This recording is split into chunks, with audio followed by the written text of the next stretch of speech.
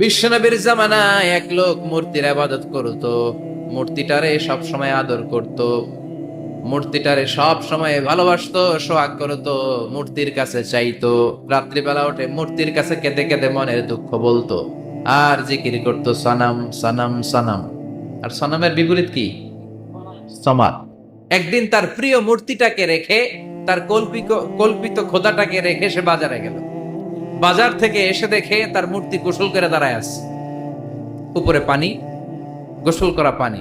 He thought it is the water of mercy and barakah. সে ভাবলো যেহেতু আমার খোদার গায়ের পানি, এটা রহমতের পানি হবে। কথা বলেন, খোদায় যদি গোসল করে খারাপ পানি দিয়ে করবে নাকি? কথা কয় না। এটা অনেক দামি পানি হবে, এটা নিশ্চয়ই বরকতের পানি হবে। He thought it is the water of mercy and blessings and water of rahmah. সে ভাবলে এটা রহমতের পানি। এই পানিকে তো এমনি মিস করা যায় না। যত রোগ আছে সব রোগের নিয়তে এখনই খাওয়া শুরু করে দেই। জিহ্বা দিয়ে চাটতে শুরু করেছে। Started to suck it, the water of barakah. When he started to suck it, he found the taste is little bit weird. The taste is bitter. স্বাদটা একটু কটা কটা লাগে, লোনা লোনা লাগে, টক টক লাগে। বাট সে মনে মনে ভাবে এটা তো রহমতের পানি, ইট শুড বি সুইটার। এটা তো মিষ্টি হওয়ার কথা। কি হওয়ার কথা? It should be sweeter, but it is bitter. স্বাদটা কেমন টক টক, কটা কটা, লোনা লোনা, লবণ লবণ লাগে। ঘটনা কি? রহমতের পানি, খোদার গায়ের পানি, এটা কটা হবে কেন? খুঁজতে লাগলো কোনো কিছু ঘটছে কিনা। আশেপাশে তাকায় দেখে হাদিসে এসেছে সালাবা। সালাব মানে কি কে জানে? কুত্তা না, খ্যাকশিয়াল। আসলে কি? খ্যাকশিয়াল। আমরা বলে ফেলি যে কুকুর, আসলে দুইটা কুকুর সে দেখতে পেল, আর দেখলো এখনো রহমতের পানি পড়তেছে জায়গা দিয়ে, জায়গা দিয়ে রহমতের পানি ইজ ড্রপিং, ড্রপিং ডাউন। পানি পড়ছে এখন। বুঝতে আর বাকি রইল না, আসলে এটা রহমতের পানি না, এটা গজবের পানি। কথা বলেন। রেগে মেগে আগুন। ঘটনা কি? এতদিন ভাবতাম খোদা, এখন দেহি হুদা। রাতের ঘুম নষ্ট করে কত রাত কেঁদেছি, কত রাত মনের কথাগুলো তাকে আমি বলেছি, এখন দেহি হুদা। আগে ভাবতাম খোদা। আসলে তো এইটা আমার কিচ্ছু করতে পারবে না, এটার এখন সাইজ করার সময় আসছে। কথা কন। মূর্তিটাকে নিয়ে জমিনের মধ্যে আছড়াতে শুরু করলো, ভাঙতে ভাঙতে হাত আলাদা করলো, খোদার হাত পা সব আলাদা করে ফেলছে। খোদারে মাইরা সাইজ করে তুরজা করে ফেলাইছে। হাত পা, খোদার হাত পা নিয়ে বিশ্বনবীর কাছে চলে গিয়েছে, যে বলে আব্দুল্লাহর বেটা মোহাম্মদ, বড্ড ভুলের ভেতরে আমি ছিলাম। এই নাম কল্পিত খোদা, এই মূর্তি আমারে কিছু করতে পারবে না। যে নিজেকে খ্যাকশিয়ালের পেশাব থেকে নিজের দেহটারে বাঁচাতে পারে না, এই খ্যাকশিয়ালের পেশাব থেকে যে নিজের রক্ষা করতে পারলো না, সে কিয়ামতের দিন কঠিন মুসিবতের কালে জাহান্নামের আগুন থেকে আমারে কেমনে বাঁচাবে? কেমনে বাঁচাবে? আমি আর এই কল্পিত খোদার ইবাদত করতে চাই না। আপনি আমাকে শাহাদা পড়িয়ে দেন। কি পড়িয়ে দেন? ঝিনুকের ভেতর লুকিয়ে থাকে যেমন মতি, ঝিনুকের ভেতর লুকিয়ে থাকে যেমন মতি, কলমা শাহাদাতে আছে আল্লাহর জ্যোতি, কলমা শাহাদাতে আছে আল্লাহর জ্যোতি। পড়েন সবাই। ঝিনুকের ভেতর লুকিয়ে থাকে যেমন মতি, ঝিনুকের ভেতর লুকিয়ে থাকে যেমন মতি, কলমা শাহাদাতে আছে আল্লাহর জ্যোতি, কলমা শাহাদাতে আছে আল্লাহর জ্যোতি। পড়েন আল্লাহু আকবার। এসে বলে আব্দুল্লাহর বেটা মুহাম্মদ, আর আমি এই কল্পিত মূর্তির ইবাদত করতে চাই না, আমারে পড়িয়ে দেন লা ইলাহা ইল্লাল্লাহু মুহাম্মাদুর রাসূলুল্লাহ সাল্লাল্লাহু আলাইহি ওয়াসাল্লাম। কালিমা পড়ে মুসলমান হয়ে গিয়েছে। তার মানে এই সূরার আরেকটা নাম হচ্ছে সূরাতুস সামাদ। তিনটা নাম আমরা শিখলাম এই সূরার। প্রথমে শিখেছি সূরাতুত তাওহীদ, 2 নম্বরে শিখেছি সূরাতুল মা'রিফা, 3 নম্বরে শিখেছি সূরাতুস সামাদ। এই সূরাটা অনেক ফজিলতপূর্ণ সূরা। বিশ্বনবী এই সূরাটাকে বড্ড বেশি ভালোবাসতেন। বিশ্বনবী সাল্লাল্লাহু আলাইহি ওয়াসাল্লাম ফজরের যে 2 রাকাত সুন্নাত, মাগরিবের যে 2 রাকাত সুন্নাত, এই সুন্নাত নামাজে এই সূরাটা পড়তেন। জোরে পড়েন সুবহানাল্লাহ। আবার যারা হজ উমরা করতে গিয়েছেন, তাওয়াফ করা লাগে, ফরজ তাওয়াফ আছে, নফল তাওয়াফ আছে, 7টা টার্ন করা লাগে। হাজরে আসওয়াদ থেকে শুরু করে আবার হাজরে আসওয়াদ পর্যন্ত এক চক্কর, এরকম 7টা চক্কর দিলে হয় একটা তাওয়াফ। সব নবীরা, সব আল্লাহর ওলিরা, পৃথিবীর সব মুসলমানরা আল্লাহর এই ঘরকে কেন্দ্র করে প্রতিদিন তাওয়াফ করে, কোন সুবহানাল্লাহ। এবং তাওয়াফের এই ইবাদতটা পৃথিবীর শুধু ওই এক জায়গায় করা যায়। নামাজ পৃথিবীর সব জায়গায় পড়া যায়, ঠিক কিনা? মসজিদুল হারামেও পড়া যায়, বাংলাদেশেও পড়া যায়। জিকির আল্লাহর ঘরেও করা যায়, এখানেও করা যায়। দান ওখানেও করা যায়, এখানেও করা যায়। কিন্তু তাওয়াফের মতো ইবাদত, এটা কি সব জায়গায় করা যায়? নাগাইশে তাওয়াফ করতে পারবেন? সিঙ্গাপুরে পারবেন? আমেরিকায় পারা যাবে? পারা যাবে কোথায়? আল্লাহর ঘরকে কেন্দ্র করে মক্কাতুল মুকাররমাতে প্রতিদিন আল্লাহর ঘরের উপর 120টা রহমত নাজিল হয়। সিদ্দিন আলী তাইফিন, তার মধ্যে থেকে 60টা রহমত হচ্ছে যারা আল্লাহর ঘরকে তাওয়াফ করে তাদের জন্য। 40 লিল মুসাল্লিন, 40টা হচ্ছে যারা আল্লাহর ঘরের সামনে নামাজ পড়ে তাদের জন্য। 40 আর 60 মিলে 100, বাকি রইল কয়টা? ওয়াল 20 লিন নাযিরিনা ইলাল কাবা, বাকি 20টা রহমত যারা নামাজ পড়ে না, তাওয়াফ করে না, শুধু আল্লাহর ঘরের গিলাফের দিকে তাকিয়ে থাকে, তাদের উপর 20টা রহমত। বিষ্ণু ঈসা ইসলাম তাওয়াফ করার পরে 2 রাকাত নামাজ পড়তে হয়। এই 2 রাকাত নামাজের দ্বিতীয় রাকাতে সূরাতুল ইখলাস পড়তেন, প্রথম রাকাতে পড়তেন সূরাতুল কাফিরুন। তাওয়াফের সালাতে প্রথম রাকাতে কোন সূরা? সূরাতুল কাফিরুন। দ্বিতীয় রাকাতে সূরাতুল ইখলাস বিশ্বনবী পড়তেন। আবার বিতরের সালাতের শেষ রাকাতে বিশ্বনবী পড়তেন সূরাতুল ইখলাস। বিতরের সালাত করবেন কয় রাকাত? প্রথমে 2 রাকাত, তারপরে সালাম ফিরিয়ে আবার 1 রাকাত। এইটা সবচেয়ে সহিহ পদ্ধতি। আবার মাঝে মাঝে বিশ্বনবী 3 রাকাত একসাথে পড়তেন, বসতেন শুধু শেষ বৈঠকে, এটাও ঠিক আছে। আবার আমরা যেটা পড়ি বাংলাদেশে, এটারও দলিল আছে, তবে আম দলিল, এটার খাস দলিল নাই, স্পেসিফিক দলিল নাই। বিশ্বনবী বলেছেন তোমরা বিতরের নামাজকে মাগরিবের নামাজ থেকে আলাদা করে পড়ো। আমরা সেটাও করি, কারণ মাগরিবের নামাজে আমরা 3 রাকাতের পরে এরকম আল্লাহু আকবার বলে হাত উঠাই, তো আলাদা হয়েছে না? আবার আমরা আল্লাহুম্মা ইন্না নাস্তাইনুকা পড়ি, এটা কি মাগরিবের নামাজে পড়ি নাকি? তাহলে পার্থক্য আছে না নাই? তবে প্রথম 2টা বেশি শক্তিশালী। রাতে 2 করে নামাজ পড়বেন, সব শেষে আপনি 1 রাকাত পড়বেন। বিষ্ণু বলেছেন ইজআলু আখিরা সালাতিকুম ফিল লাইলি বিতরা, তোমরা রাতের শেষ নামাজটাকে বিতরের নামাজ বানিয়ে দিও। সুবহানাল্লাহ পড়েন।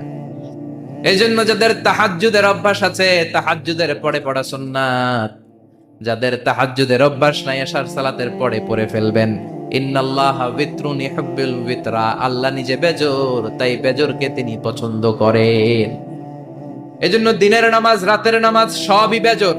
সারা দিন যা পড়লেন, মাগরিবের 3 রাকাত পড়ার মধ্য দিয়ে সব বেজর হয়ে যায়। আবার রাতে 4 রাকাত, 2 রাকাত করে যত নামাজ পড়লেন, শেষে 1 রাকাত বেতের দিয়ে বা 3 রাকাত বেতের দিয়ে সব বেজর হয়ে যায়। এই 3 রাকাত বেতরের নামাজের সর্বশেষ রাকাতে বিশ্বনবী এই ছোট্ট সূরাটা পড়তেন। সুবহানাল্লাহ পড়বেন না? এই আমলগুলো করতে রাজি আছেন তো? মনে থাকবে সবার? আবার বিশ্বনবী বলতেন সূরাতুল ইখলাস সাধারণ সূরা না, এটা সুলুসুল কোরআন, 1/3 অফ দা বুক। কোরআনের 3 ভাগের 1 ভাগ। কোরআন 30 পারা। এই সূরা একবার তেলাওয়াত করলে 10 পারার সওয়াব হয়ে যায়। 2 বার পড়লে 20 পারার সওয়াব হয়ে যায়। 3 বার পড়লে 30 পারার সওয়াব হয়ে যায়। পড়েন সুবহানাল্লাহ। 1/3 এই পুরো কিতাবের 1/3, 1/3 অফ দা বুক, সুলুসুল কোরআন। একবার পড়লে 10 পারা, 2 বার পড়লে, 3 বার পড়লে 30 পারা। অনেক মুহাদ্দিসিন এবং মুফাসসিরিনরা বলে না, সুলুসুল কোরআন 1/3 অফ দা বুক দিয়ে বিশ্বনবী এটা বুঝায় নাই। বিশ্বনবী বুঝিয়েছে অন্য একটা জিনিস। সেটা কি? সেটা হচ্ছে পুরো 30 পারা কোরআনের কথাকে যদি আমাকে 3 শব্দে আপনি আমাকে বলতে বলেন যে হুজুর পুরো 30 পারায় আল্লাহ কি বলেছে, আমি বলবো তাওহীদ, রিসালাত, আখিরা। এই 3টা কথা পুরো 30 পারা কোরআনের ভেতরে আল্লাহ তাআলা আমাদেরকে বলেছেন। তাই কোরআনের যে সূরারই তাফসীর আমি করি না কেন, সেখানে হয় তাওহীদ, নয় রিসালাত, নয় আখিরাতের কথা সেখানে আছে না নাই? এজন্য পুরো কোরআনের শিক্ষাটাকে প্রেসাইজ করলে, কনসাইজ করলে 3টা শব্দ দাঁড়ায়, তাওহীদ, রিসালাত, আখিরাত। যেহেতু সূরাতুল ইখলাসের ভেতরে তাওহীদের কথা আছে, তার মানে 3 ভাগের 1 ভাগ কথা আছে না নাই? সুবহানাল্লাহ পড়েন। সুলুসুল কোরআন, 1/3 অফ দ্য বুক। একবার পড়লে 10 পারা, দুইবার পড়লে 20 পারা, তিনবার পড়লে পুরো কোরআনের খতম। কিংবা যে 3টা মেসেজ আল্লাহ দিতে চেয়েছেন পুরো কোরআন দিয়ে, তার একটা এই সূরার ভেতরে আছে না নাই? চিল্লায় বলেন। আবার বিশ্বনবী মদিনাতে হিজরতের আগে কোবা পল্লীতে মসজিদ বানালেন, মসজিদে কোবা। হজ করতে গেলে, উমরা করতে গেলে লোকজন এই মসজিদটাতে বড্ড ভিড় করে। কারণ বিশ্বনবী প্রতি শনিবার, প্রতিদিন, প্রতি সপ্তাহের শনিবার এই মসজিদে যেতেন। কি বার? কথা বলেন। এজন্য মদিনাতে গেলে শনিবারে জিয়ারাত করা সুন্নাহ। শনিবারে, প্রতি শনিবারে বিশ্বনবী মসজিদে নববী থেকে হেঁটে হেঁটে হেঁটে হেঁটে এই মসজিদে কোবায় যেতেন। এবং বিশ্বনবী বলেছেন, যারা ঘর থেকে ওযু করে এই মসজিদে কোবায় যে 2 রাকাত নামাজ পড়বে, একটা কবুল উমরা হজের সওয়াব আল্লাহ তার আমলনামায় দিয়ে দিবে। এই মসজিদে, কোবা মসজিদের জন্য বিশ্বনবী একজন ইমাম নির্ধারণ করলেন। ইমাম সাহেবকে বললেন, যাও তুমি নামাজ পড়াও। বিশ্বনবীর অ্যাপয়েন্ট দেয়া ইমাম সাহেব কোবা পল্লীতে যে নামাজ পড়ানো শুরু করলেন। কিন্তু সমস্যা বেড়ে গেল। তিনি মাগরিবের নামাজ, এশার নামাজ আর ফজরের নামাজ, মানে যেই নামাজে আওয়াজ করে কেরাত পড়তে হয়, কয় নামাজে আওয়াজ করে কেরাত? কথা বলেন। কি কি? মাগরিব, এশা, ফজর। এই ইমাম সাহেব ইমামতির চান্স পেয়ে প্রতি রাকাতের নামাজে সূরা ফাতিহা পড়ার পরই সূরা ইখলাস দিয়ে নামাজ শুরু করে, তারপরে আরেকটা সূরা পড়ে, আবার দ্বিতীয় রাকাতে সূরাতুল ফাতিহা পড়ে, আবার সূরা ইখলাস। ফজরের সময়ও সূরা ইখলাস, এশার সময়ও সূরা ইখলাস, মাগরিবের সময়ও এই সূরা। মুসল্লিরা সব খেপে গিয়েছে। সবাই বলে, ও ইমাম সাহেব, ঘটনা কি? খালি কুল হুয়াল্লাহ পড়েন কেন? আর সূরা নাই আপনার? খালি কুল হুয়াল্লাহ পাইছেনটা কি? নাগাইশ জামে মসজিদের ইমাম সাহেব মাগরিবের প্রথম রাকাতেও সূরাতুল ইখলাস, দ্বিতীয় রাকাতেও ইখলাস। এশার নামাজের প্রথম রাকাতেও ইখলাস, দ্বিতীয় রাকাতেও ইখলাস। ফজরের রাকাতেও ইখলাস, দ্বিতীয় রাকাতেও ইখলাস। কি করবেন? আজকে ইমামের একদিন কি আমার একদিন। পাইছেন কি? সবাই বলে, আপনি পাইছেন কি? ইমাম সাহেব কয়, পড়তে মন চাইলে পড়ো, নাইলে অন্য মসজিদে যাও।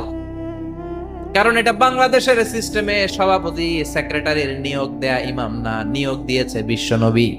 আবার ক্যান্সেল করলেও লাগবে বিশ্বনবীরে, ঠিক কিনা?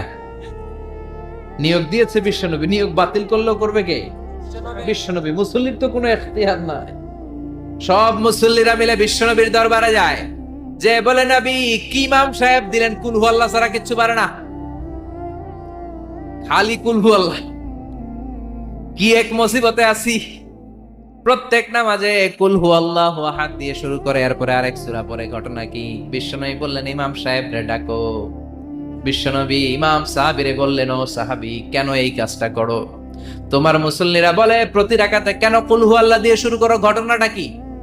অন্য সূরা পড়ো না কেন? সাহাবী বলে, নবী গো, এই সূরাটারে আমি বড্ড বেশি ভালোবাসি। কারণ ফিহি সিফাতুর রহমান, এই সূরার ভেতরে আমার আল্লাহর পরিচয় আছে গো নবী। এই ছোট্ট সূরার ভেতরে রব্বুল আলামিন যত সুন্দরভাবে নিজের পরিচয়টা বলে দিয়েছেন, কোরআনের কোন সূরার ভেতরে সেই পরিচয় আমি পাই না। তাই এই সূরাটা দিয়ে প্রতি রাকাতে নামাজ শুরু না পড়লে আমার কলিজা ঠান্ডা হয় না গো নবী।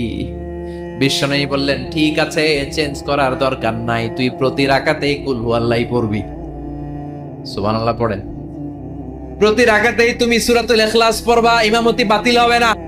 তবে জেনে রেখো, এই সূরার প্রতি ভালোবাসা কিয়ামতের দিন তোমার জান্নাতে পাঠায়া দিবে।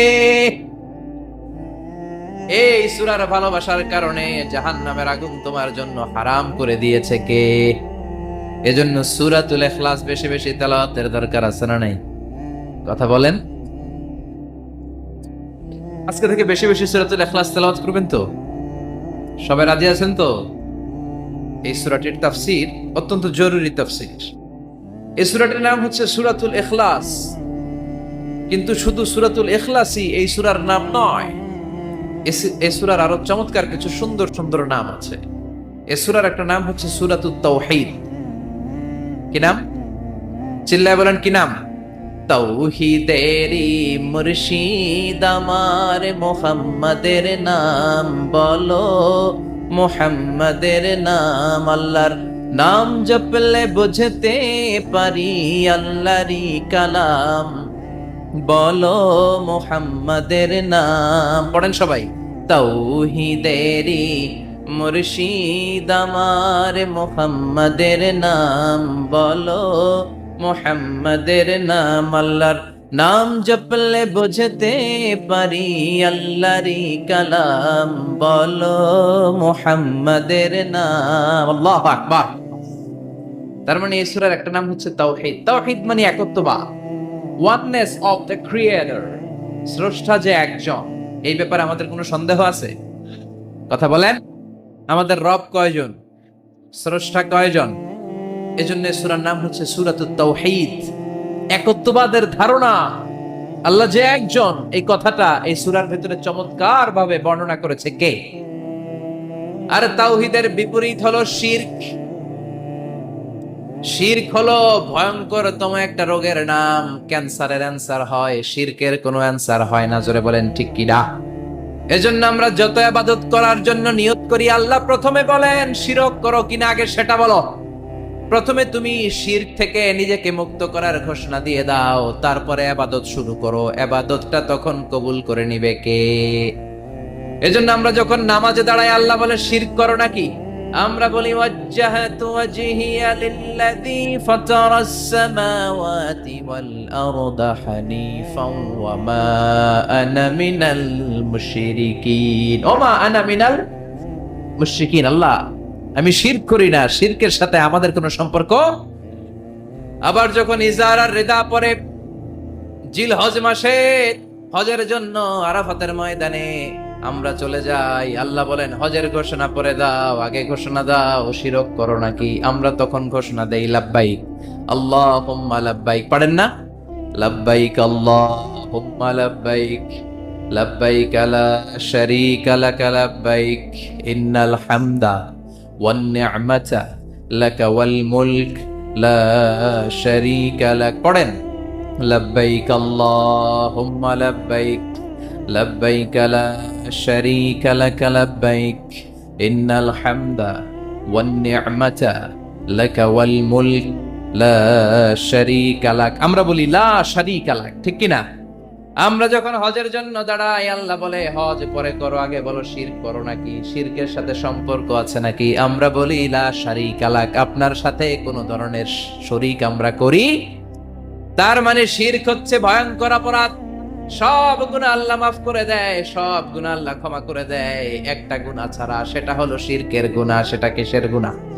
কথা বলেন। এজন্য চাইতে হবে একজনের কাছে, তিনি কে? মাফ করতে পারে একজন, তিনি কে? মনের বাসনা পূরণ করতে পারে একজন, তিনি কে? বিপদ থেকে রক্ষা করতে পারে একজন, তিনি কে? নির্বাচনে বিজয় দিতে পারে একজন, তিনি কে? এজন্য চাইতে হবে কার কাছে? এটার নাম হচ্ছে তাওহীদ। এটার নাম কি? তাওহীদ। তার বিপরীত হচ্ছে শিরক। বিষ্ণু বলেন আখফা মিন দাবিবিন নামাল, পিঁপড়ার গুটি গুটি পায়ের চেয়েও সূক্ষ্ম হচ্ছে শিরক। পিঁপড়া যেমনি মিষ্টির দোকানের ভেতরে, মিষ্টির বক্সের ভেতরে গুটি গুটি পায়ে ঢুকে যায় আর মিষ্টিগুলোকে নষ্ট করে দেয়, ঠিক তেমনি শিরক গুটি গুটি পায়ে ভাইরাসের মতো মানুষের দেহের ভেতরে ঢুকে তার ঈমান আমল সবকিছুকে বরবাদ করে দেয়। চিল্লায় বলেন ঠিক কি না? এজন্য আল্লাহ ডেকে বলেন গোলাম, কিয়ামতের কঠিন ময়দানে পাহাড় পরিমাণ গুনাহ নিয়ে যদি তোমরা আমার কাছে আসো, আর ওই পাহাড় পরিমাণ গুনার ভেতরে যদি কোনো শিরকের গুনাহ না থাকে, তাহলে আমি আল্লাহ পাহাড় পরিমাণ ক্ষমা নিয়ে তোমার কাছে হাজির হয়ে যাব। পাহাড় পরিমাণ গুনাহ, কিন্তু এই গুনাতে শিরকের গুনাহ নাই, অন্য গুনাহ। তাহলে পাহাড় পরিমাণ ক্ষমা নিয়ে আমাদের কাছে হাজির হয়ে যাবে কে? এটার নাম হচ্ছে তাওহীদ। এক আল্লাহ বিশ্বাস কর। এজন্য সূরাতুল ইখলাস শুধু সূরাতুল ইখলাসের নাম নয়, এই সূরার আরেকটা নাম হচ্ছে সূরাতুত তাওহীদ। চিল্লায় বলেন কি নাম? সবাই বলেন কি নাম? আবার এই সূরার আরেকটা নাম হচ্ছে সূরাতুল মা'রিফা।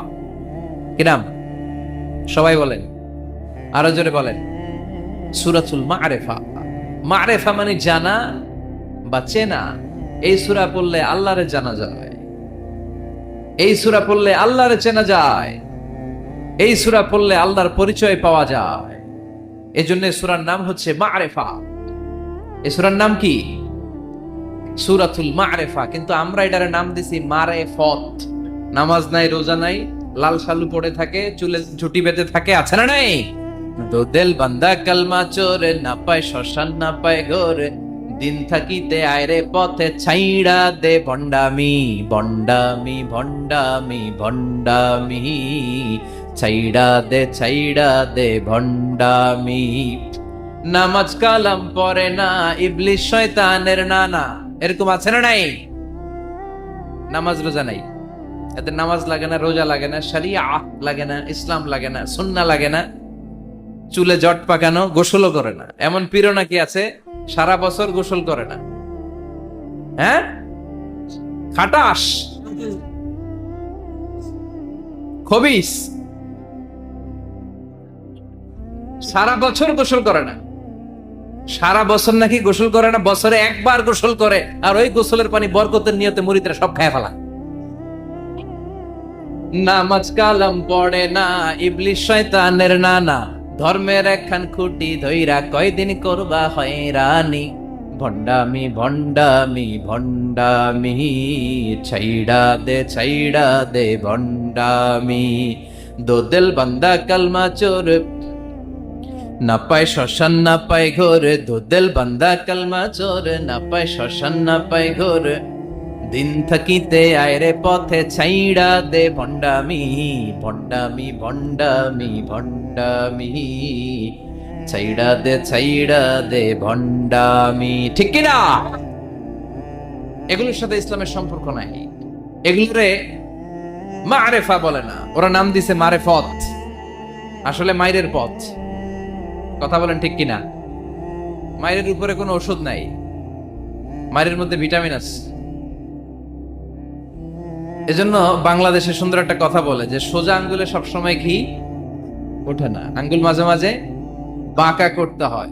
এই বেয়াদব গুলারে শিক্ষা দিতে হলে ওই মাইরের পথে আপনাদেরকে যেতে হবে, ছিন্ন বিচ্ছিন্ন করে দিতে হবে, এদের সংঘবদ্ধ অবস্থানকে সরকার করে দিতে হবে, তাহলে দেখবেন সব সোজা হয়ে যাবে। চিল্লায় বলেন ঠিক কিনা? লা রুহবানিয়াতা ফিল ইসলাম, ইসলামের সন্ন্যাসবাদ নেই। Islam it's a very all encompassing social system. এটা হচ্ছে একটা ব্যালেন্সড রিলিজিয়নের নাম। মন গড়া কিছু করলেই আল্লাহর দরবারে সেটা কবুল হবে। এক সাহাবী ঘোষণা দিল, সারা রাত তাহাজ্জুদ পড়ব, রাত্রে আমি ঘুমাবো না। আরেক সাহাবী বলল, আমি বিয়ে করেছি কিন্তু বউয়ের কাছে যাব। আরেক সাহাবী বলল, আমি সারা বছর রোজা রাখবো, একটা রোজাও ভাঙবো না, একটা রোজাও ভাঙবো না। বিশ্বনবী শুনে রেগে গেলেন। বিশ্বনবী বললেন, কারা কারা এই ঘোষণা দিয়েছো যে সারা বছর রোজা রাখবা? সারা বছর রোজা রাখার সিস্টেম ইসলামে নাই।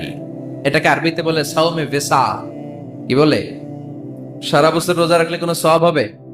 কথা কন, হবে? কোনো সওয়াব হবে না। সারা রাত তাহাজ্জুদ করলে সওয়াব হবে?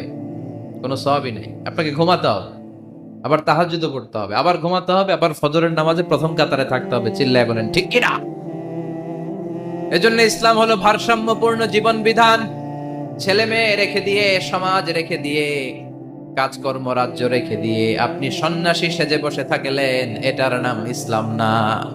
বিশ্বনবী হচ্ছে গোটা বিশ্বের মানুষদের জন্য model, as a teacher, as a father, as a commander, as a messenger, as a lawgiver, as a lawmaker, as a reformer of the society, as a philosopher, Muhammad is the superman of the world. চিল্লায় কোন ঠিক কিনা? তিনি শিক্ষক হিসেবেও সেরা, তিনি বাবা হিসেবেও সেরা। তিনি সাইয়্যিদাতুনা ফাতিমাকে এত ভালোবাসতো, বিশ্বনবী বলতেন, ফাতেমা আমার কলিজার টুকরা, যে ফাতেমারে কষ্ট দেয় সেজন্য আমি বিশ্বনবীরে কষ্ট দেয়। সফরে গেলে সবার শেষে ফাতিমার সাথে দেখা করে সফরে বেরোতেন, আবার সফর শেষ করে ঘরে ঢোকার সময় সবার আগে বিশ্বনবী ফাতেমার সাথে দেখা করে নিতেন। কি সুন্দর ফ্যামিলি লাইফ। তার মানে বাবা হিসেবে সেরা, আবার নানা হিসেবে সেরা। হাসান হুসাইন ছিল রাইহানা চাইন, বিশ্বনবীর পারফিউম। বিশ্বনবী বলতেন, রাইহানা চাইন ফিদ দুনিয়া, হাসান এবং হুসাইন হলো দুনিয়ার বুকে আমার সুগন্ধি। হাসান হুসাইনের দেহের মধ্যে এমন কোন জায়গা নাই যেই জায়গায় বিশ্বনবীর দুইটা ঠোঁট লাগে নাই। হাসান হুসাইনের দেহের প্রতিটা জায়গায় বিশ্বনবী চুমু দিয়েছেন। হাসান কোলে উঠলে হুসাইন উঠতে চাইতো, হুসাইন উঠতে চাইলে হাসান উঠতে চাইতো। বিশ্বনবীকে ঘোড়া বানিয়ে হাসান কাঁধে উঠতো, আবার হাসানকে নামিয়ে দিয়ে হুসাইন কাঁধে উঠতো। তার মানে নানা হিসেবে সেরা। জুড়ে বলেন ঠিক কিনা? নবী হিসেবে সেরা। বিশ্বনবীর সাথে গোটা বিশ্বের কোন নবীর কোন তুলনা চলে নাকি? কোন তুলনা চলে না। সব দিক দিয়ে তিনি সেরা, সবার জন্য আদর্শ। এই জন্য ইসলাম হচ্ছে it's a very balanced religion, ভারসাম্যপূর্ণ জীবন বিধান। আপনার যা মন চাইবে মারেফতের নামে আপনি চাইলেই করতে পারবেন। বিশ্বনবীর শেখানো সুন্নাহ পথে চললে অল্প করলেও এটাতে বরকত দিবে কে? অল্পতেও সওয়াব দিবে কে? এজন্য সূরার একটা নাম হলো সূরাতুল মা'রিফা। মা'রিফা মানে জানা বা চিনা। এই সূরা পড়লে আল্লাহরে জানা যায়, এই সূরা পড়লে আল্লাহকে চেনা যায়। চিল্লায় বলেন ঠিক কিনা? তার মানে দুইটা নাম জানলাম। একটা হচ্ছে সূরাতুত তাওহীদ। চিল্লায় বলেন কি নাম? চিল্লায় কইছেন? চিল্লায় বলেন কি নাম? দুই নম্বরে হলো সূরাতুল মা'রিফা। কি নাম? তিন নম্বর হলো সূরাতুস সমাদ। সূরাতুল ইখলাসের আরেক নাম সূরাতুস, কারণ সমাদ শব্দটা এই সূরার ভেতরে আছে না নাই? কুল হুয়াল্লাহু আহাদ আল্লাহুস সামাদ লাম ইয়ালিদ ওয়া লাম ইউলাদ ওয়া লাম ইয়াকুল লাহু কুফুয়ান আহাদ। তার মানে সমাদ কার নাম? চিল্লায় বলেন। সমাদ হচ্ছে আল্লাহর নাম। সমাদের বিপরীত হচ্ছে সনাম। সমাদ শব্দের বিপরীত কি? সনাম মানে মূর্তি। সনাম মানে কি? স্ট্যাচু। সনাম মানে মূর্তি।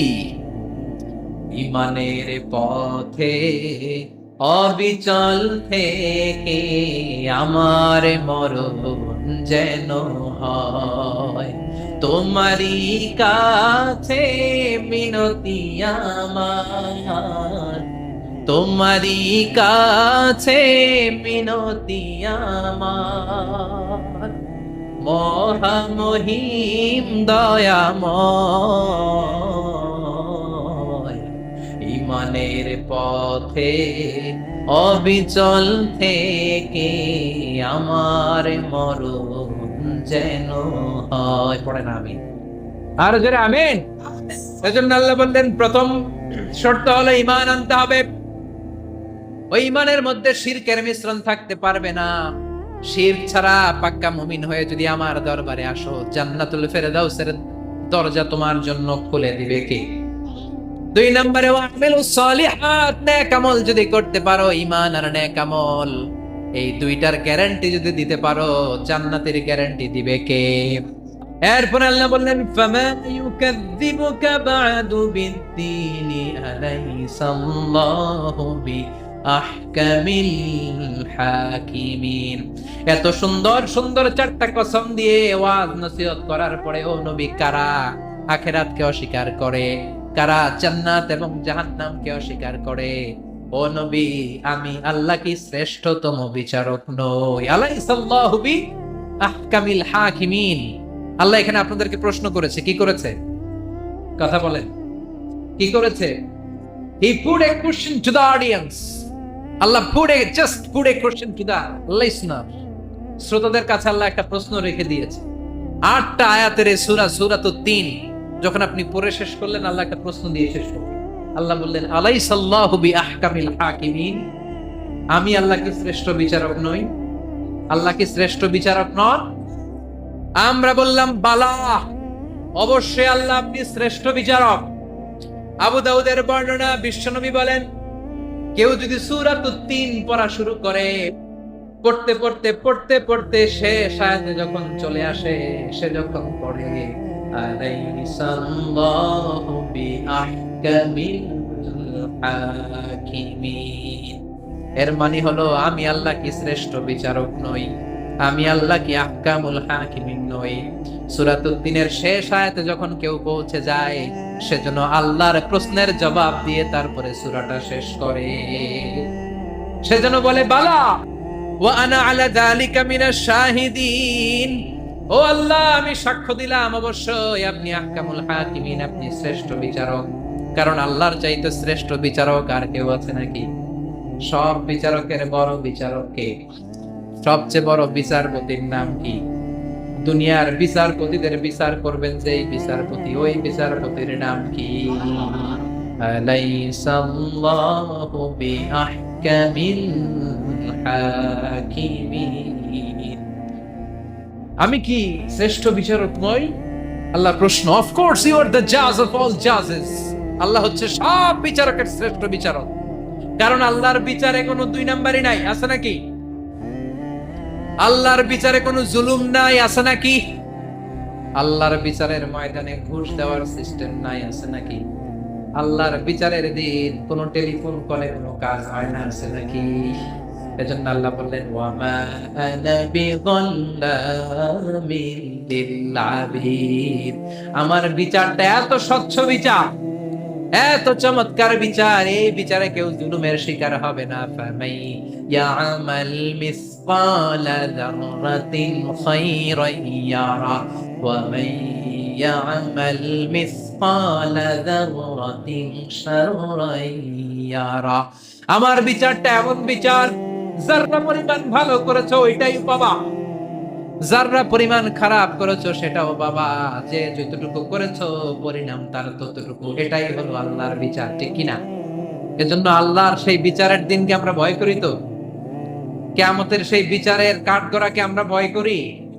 যারা এই বিচারের কাঠগড়াকে ভয় করে তারা কোনোদিন মিথ্যা বলে না, তারা কোনোদিন নামাজ ছাড়ে না, তারা কোনোদিন ইসলামের বিপক্ষে কাজ করে না। চিল্লায় বলেন ঠিক কিনা?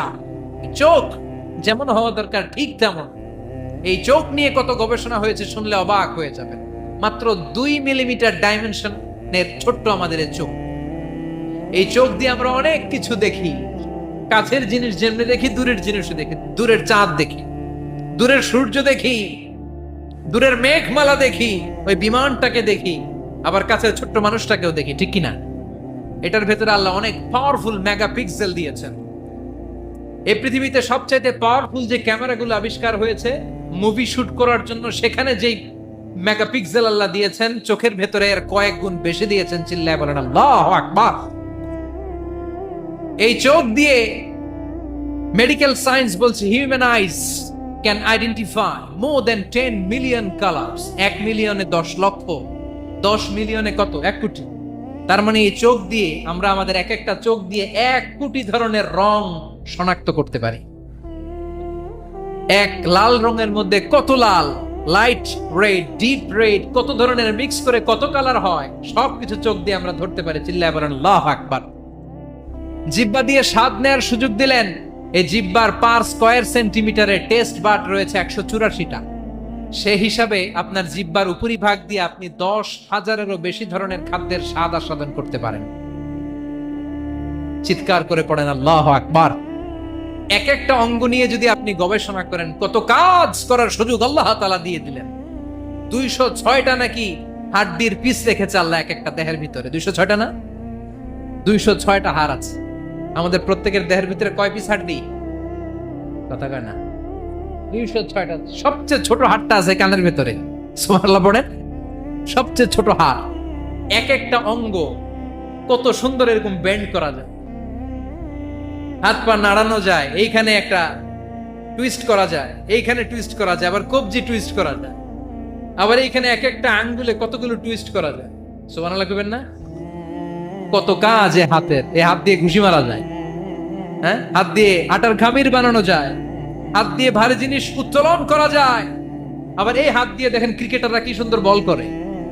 এটা দিয়ে স্পিন বল করে, লেগ স্পিন করে, অফ স্পিন করে, পেস বল করে। এক হাতের মধ্যে কত কারসাজি। সুবহানাল্লাহ করে না? আবার বা হাতে স্পিন করে না, বল এদিকে পড়ে ওদিকে চলে যায়, আছে না নাই? আবার এই আঙ্গুল দিয়ে কত কাজ। বাজার থেকে বাজার করে যখন বাজারের ব্যাগ যখন নিয়ে আসেন, হাতে ধরেন নাকি আঙ্গুলে ধরেন, কত কাজ। এই আঙ্গুল দিয়ে মোবাইল টিপে আমরা মোবাইল ইউজ করি, আঙ্গুল দিয়ে ল্যাপটপে আমরা টাইপ করি। ডাক্তাররা এই আঙ্গুল দিয়ে সুই ইউজ করে সূক্ষ্ম সূক্ষ্ম সার্জারির কাজগুলো করে। অবাক হয়ে যাবেন এই আঙ্গুলের কত কাজ। এই আঙ্গুল দিয়ে আবার এখন ক্রিকেটেও এরকম 2 আঙ্গুল তুললে ছক্কা, আছে না নাই? আবার 1 আঙ্গুল তুললে আউট, আবার এটা তুললে ভিক্টরি, বিজয় চিহ্ন। দেখবেন যত নেতা খেতা করে পুলিশে ধরে এটা দেখায়, আছে না নাই? এইভাবে কত ধরনের নমুনা আমরা ইউজ করি। কত ভাবে হাতগুলোকে ইউজ করি, কত ভাবে পা গুলোকে ইউজ করি। দেহের এই সৌন্দর্য আমাদের দান করেছে কে? লাকাদ খালাকনাল ইনসানা ফি আহসানি তাকওয়িম। আমি মানুষকে সব চাইতে সুন্দর আকৃতিতে তৈরি করেছি। সুবহানাল্লাহ পড়েন, চিল্লায় পড়েন আল্লাহু আকবার। আল্লাহ বললেন মানুষ সব চাইতে সেরা, মানুষ হলেন সব চাইতে সেরা। মানুষ যখন সেরা হয়, মানুষের চাইতে সেরা কেউ হয় না। আবার মানুষ যদি নিকৃষ্ট হয়ে যায়, মানুষের চাইতে নিকৃষ্ট কেউ হতে পারে না, ঠিক কিনা? আল্লাহ বললেন মানুষের আকৃতি আমি বড্ড চমৎকার করে বানালাম। সবচেয়ে সুন্দর আকৃতি মানুষের, সবচেয়ে সুন্দর আকৃতি কার? জোরে বলেন, সবচেয়ে বেশি মর্যাদা কার? আশরাফুল মাখলুকাত কে? আশরাফুল মাখলুকাত কে? চিল্লায়া বলেন। নাকি হাতি, রয়্যাল বেঙ্গল টাইগার? শক্তিশালী না এটা? এটা তো মানুষ খেয়ে ফেলায়, তো এটাই না আশরাফুল মাখলুকাত হওয়া দরকার? হাতি সবচেয়ে শক্তিশালী না, তো এটাই না আশরাফুল মাখলুকাত হওয়া দরকার? এগুলো কোনটাই আশরাফুল মাখলুকাত না। আশরাফুল মাখলুকাত হচ্ছে মানুষ। আশরাফুল মাখলুকাত কি? চিল্লায় বলেন, আশরাফুল মাখলুকাত কে? এজন্য আল্লাহ বললেন লাকাদ খালাকনাল ইনসানা ফি আহসানি তাকওয়িম। আমি মানুষকে চমৎকার আকৃতি দিয়ে তৈরি করেছি। সুম্মা রাদাদনাহু আসফালা সাফিলিন। আবার মানুষকে আমি একেবারে নিম্নগামী করেছি।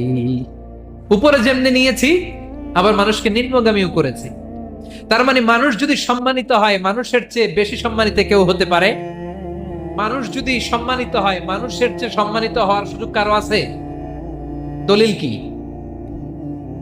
দলিল হচ্ছে বিশ্বনবী যখন মেরাজে যাচ্ছিলেন, একটা সার্টেন লেভেল, যে একটা নির্দিষ্ট জায়গায়, যে সাইয়েদনা জিব্রাইল বললেন ইয়া রাসূলুল্লাহ আমি আর উপরে যেতে পারবো, আমার খেলা এই জায়গায় শেষ, নবী আপনার খেলা এখন শুরু। সুবহানাল্লাহ।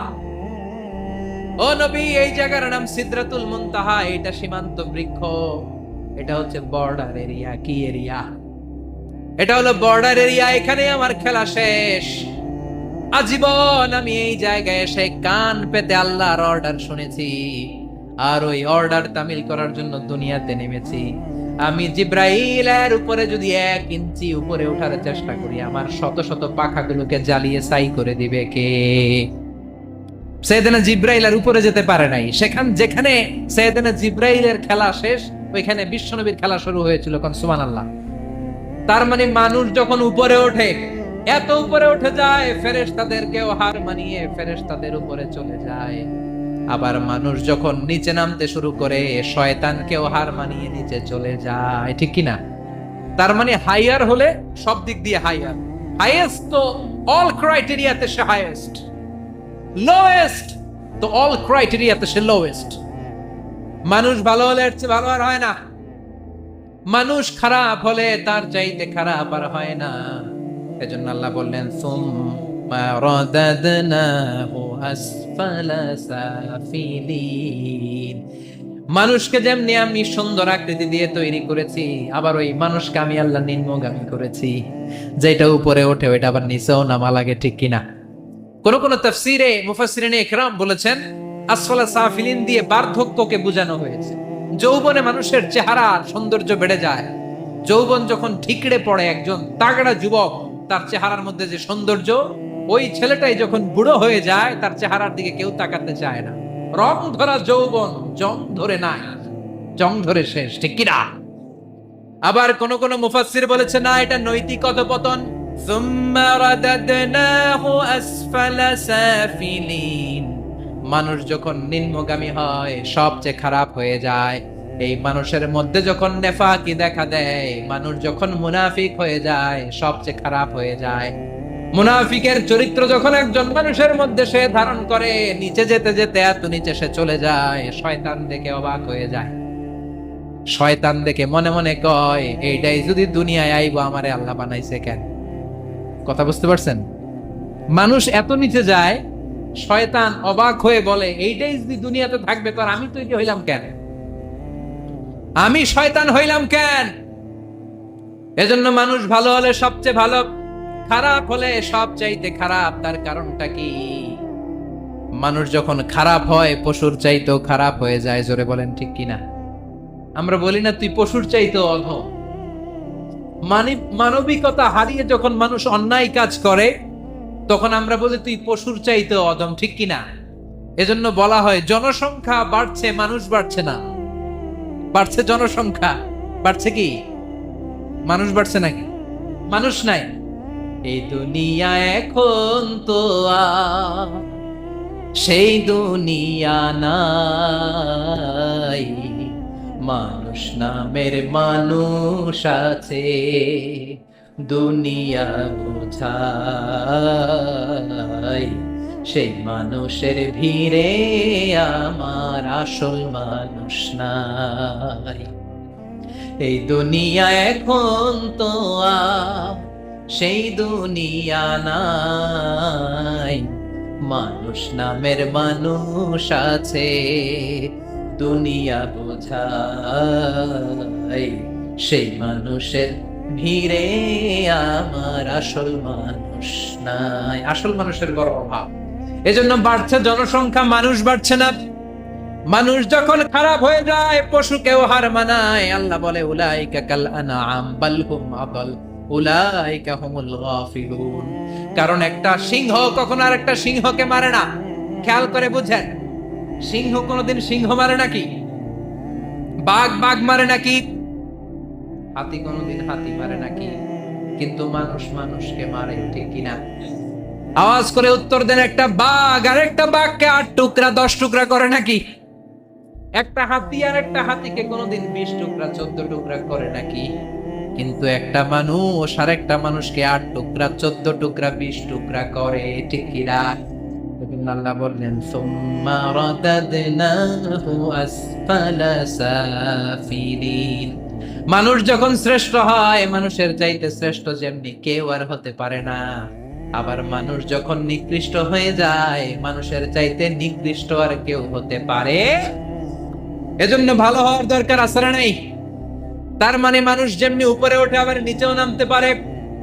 মানুষের যেমনি সুযোগ আর সম্ভাবনা বেশি, মানুষের মধ্যে বিপদ খুব বেশি। কিন্তু 2 শ্রেণীর ব্যক্তিকে বিপদ স্পর্শ করে না। কয় শ্রেণী? আরো জোরে বলেন। আল্লাহ বললেন সে 2 শ্রেণী হলো ইল্লাল্লাযীনা আমানু ওয়া আমিলুস সালিহাতি ফালাহুম আজরুন গায়রু মামনুন। যারা ঈমান আনবে আর সৎ কর্ম করবে, এক আল্লাহর উপরে যারা বিশ্বাস রাখবে আর যারা দুনিয়াতে নেক আমল করবে, তাদের জন্য প্রতিদান রেখেছে কে? তাদেরকে জান্নাত দেওয়ার জন্য প্রস্তুত হয়ে আছে আল্লাহ। জোরে কর ঠিক কিনা? ওই জান্নাতে ঢোকার ইচ্ছা আছে না নাই? জান্নাতে যেতে চান তো আপনারা? যেতে চান না কারা কারা? হাত তোলেন তো। জান্নাতে যেতে রাজি আছেন? রাজি আছেন সবাই? আল্লাহ এই দুনিয়াতে তুমি যেমনি আমাদেরকে একত্রিত করলা, জান্নাতের ময়দানেও তুমি আমাদেরকে একত্রিত করে দিও, পড়ে না আমিন। জান্নাতেও যেন আমরা এইভাবে বসে বসে তাফসীরুল কোরআনের ময়দানে থাকতে পারি, তুমি তৌফিক দাও, চিল্লায় পড়ে না আমিন। এজন্য আল্লাহ বললেন বিপদ মুক্ত হতে চাইলে 2টা কাজ করতে হবে। এক হলো ইল্লাল্লাযীনা আমানু, ঈমান আনতে হবে কার উপরে? জোরে বলেন কার উপরে?